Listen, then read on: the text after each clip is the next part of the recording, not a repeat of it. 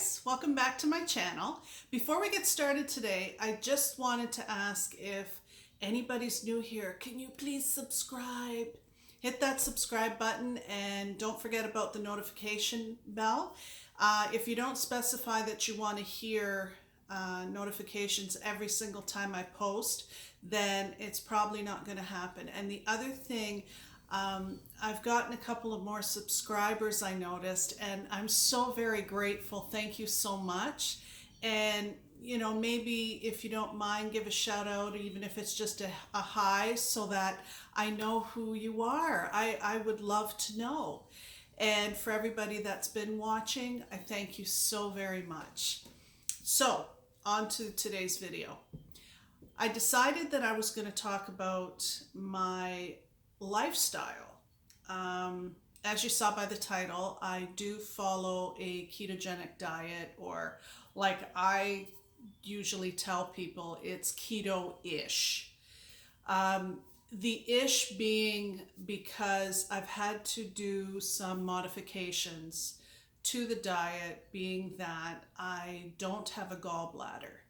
And for anybody out there that doesn't have a gallbladder as well, you may understand this just by certain things that happen to you, for some of us when we try and consume fats. Now, the whole premise of a ketogenic diet is high fat, low carb, or for some people, no carb. I found out early on when I was doing research for this that I had to modify quite a bit. I am not capable of consuming the amounts of fat that, most people, if you have a gallbladder, that you would be consuming. And I ended up in my search coming across Leanne Vogel, and she, if any of you are familiar or you're not, you should check out her. She's got a podcast, she's got a YouTube channel, she's got a book, Healthful Pursuit, and she actually had done a YouTube video regarding not having a gallbladder and how to do keto. And it was like a revelation for me, because up until then, in the beginning when I started, I was struggling large. There's a lot of things that your body goes through when you start a ketogenic diet, and I was having all kinds of issues. So if you are like me, go check her out. Obviously, being that I've just started my channel, I'm not sponsored or anything. I just happen to think that she is wonderful. The other person that I have found that I admire her so very much as well is Kendra from Peace, Love, and Low Carb. I also have a couple of her books, and she's fantastic as well. So you should check them both out. So anyway, back to the journey. When I first made the decision that I was going to start this lifestyle, I realized that I was going to have to go to the doctor and have a physical, and that's exactly what I did. And I recommend anybody, when you are going to do a lifestyle change, be proactive, go to the doctor, let them know what you're wanting to do, get some advice, get some blood work, be checked out, do the tests. Because especially if you're going this route, it is a complete shift in everything that you're used to. So when I started the diet, I hate calling it a diet, lifestyle, you are given a whole lot of information out there. And I realized quickly that a lot of the things that you're supposed to be eating, drinking, consuming, putting on your food, in your food, on whatever, was extremely expensive. And I kind of started to freak out a little bit, and I'm like, oh my gosh, we can't afford this. So, little by little, as I was garnering more information, I started to realize that, okay, there's things that are just not in the budget. So I started modifying quite a bit. Like, I don't use the Himalayan salt, the pink one. I can't afford it. I buy sea salt. Is it the best? No, but it's in my budget. Okay. Um, Bacon.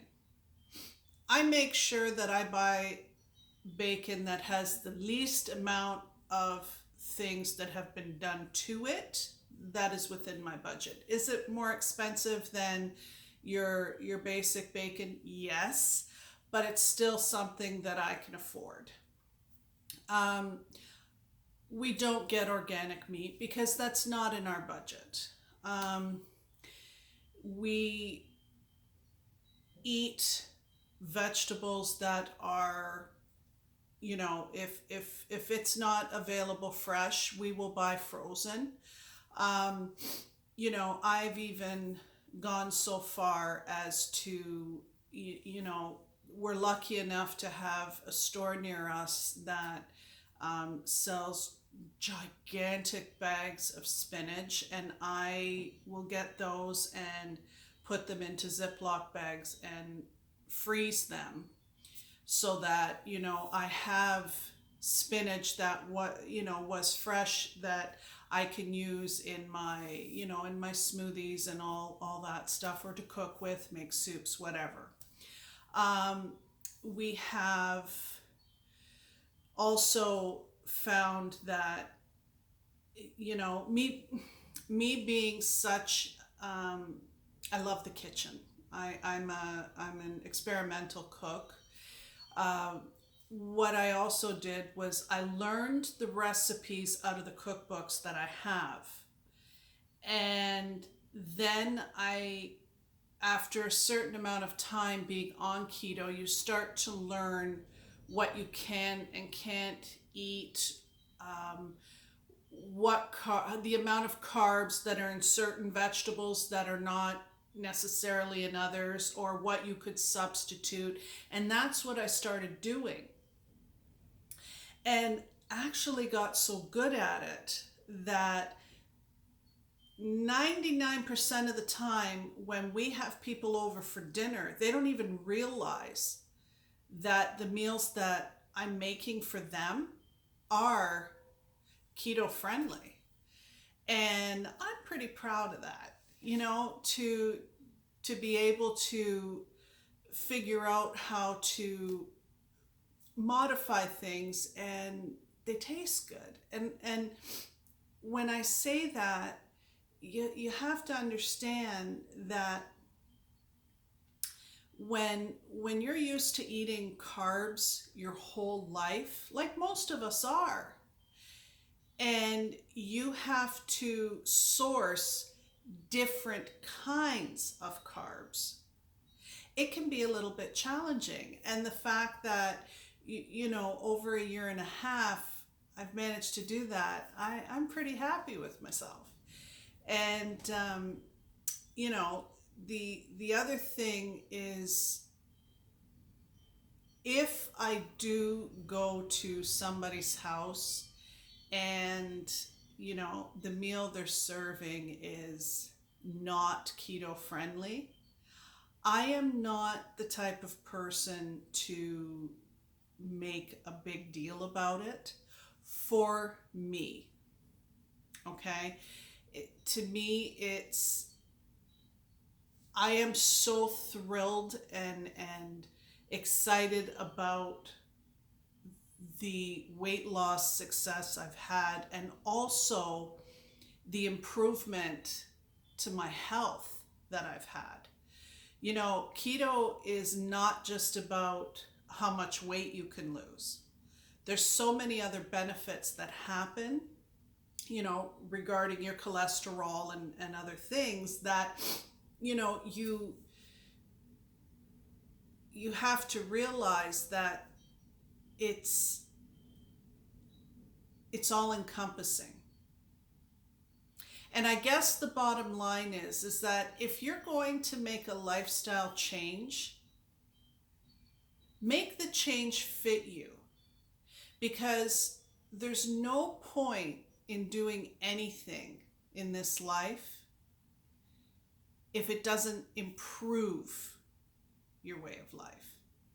And at the end of the day, aren't we all trying to find happiness? So my recommendation is, if you have the curiosity about trying a keto lifestyle, educate yourself. Read about it. There's plenty of videos on YouTube. Go to your doctor. See a nutritionist.